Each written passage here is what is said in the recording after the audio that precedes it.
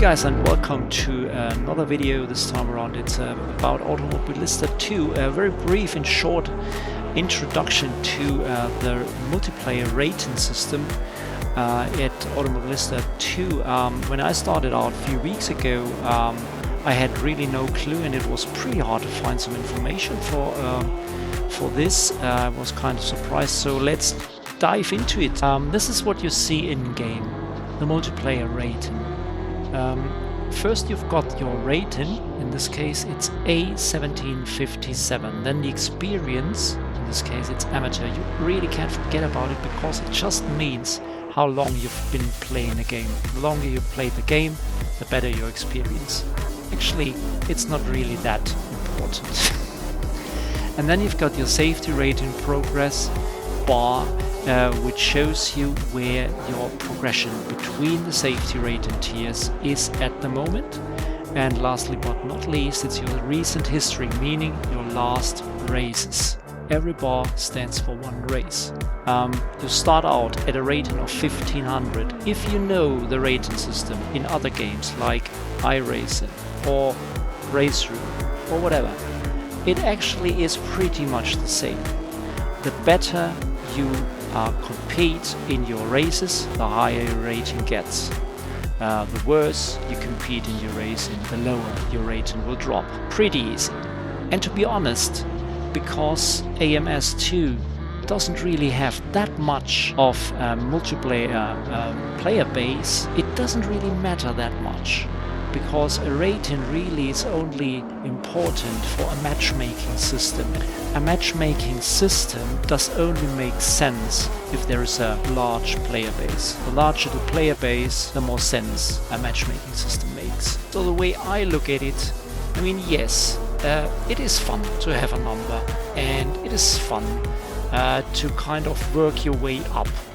But you know, in a sense of, does it make for better racing? I don't think so. At the moment, it doesn't. It doesn't because the player base is just not big enough. So let's take a look at the safety rating progress bar. So how about those safety rating capital letters? What is the meaning of capital A, capital U, capital E? Well, it's a tier system. It's an 8-tier system. You start out at capital U. To get from the first tier to the second tier, it's easy. To get from the second tier F to the third tier E does take you a tiny bit longer. And then from A to the top tier S, very long. How does it work? Well, it's calculated on a per turn basis, so per turn you gain points or you losing points. So when you're starting in a race, usually on the first lap all hell breaks loose. The system factors that in. That means that the first lap, all those incidents that might happen, won't be as gravely calculated as stuff that is happening later on. The factor is about 10 times as much later on in the race than on the first lap. That's a good thing. Quite obviously, you will be losing points by spinning or cutting or having contact with other cars. Of course, as usual, it doesn't make a difference if you are the instigator or on the receiving end. And there's another thing.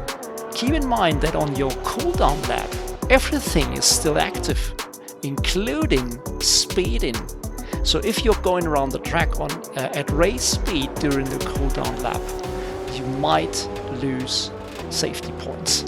So overall, I think they did a very good job about the whole system. The problem about it seems to be at the moment, which is October 2022, that there's just not enough players in multiplayer, but that might change. So okay, that's it. Thanks for watching, guys. I really appreciate it. Hopefully see you on the track at AMS 2 or any other sim.